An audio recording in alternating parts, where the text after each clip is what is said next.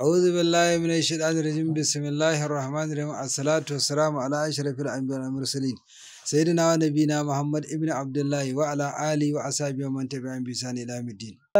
Suna ta buguwa suna tambayan fassara mafarkin ka ga mutane suna sallar juma'a a masallacin juma'a suna da yawa a cikin masallacin juma'a kuma sai ga ai kaman ma masallacin juma'a a gidansa yake ko shagonsa ko alƙaryarsa kuma shi baya cikin wanda ake yin sallah tare da su, yana da jin takabiri da ruku'u da sujjada da tahiya da sallama da yana ji.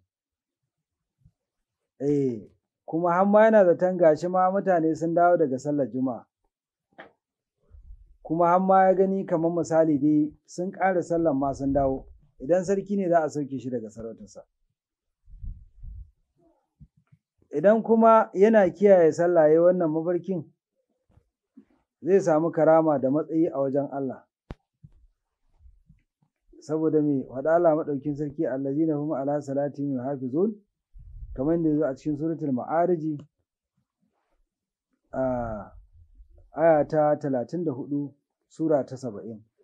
Saboda haka duk wanda ya mafarkin yana jin sallar juma'a ya danganta da yanayin ɗabi'a, al'ada, addini, shekaru zai zama masa alkhairi ko shari'a, Allah shi ke da sani. Soyan annabi shakamalan awwal adali, masanin fasarar mafarki mai domin annabi.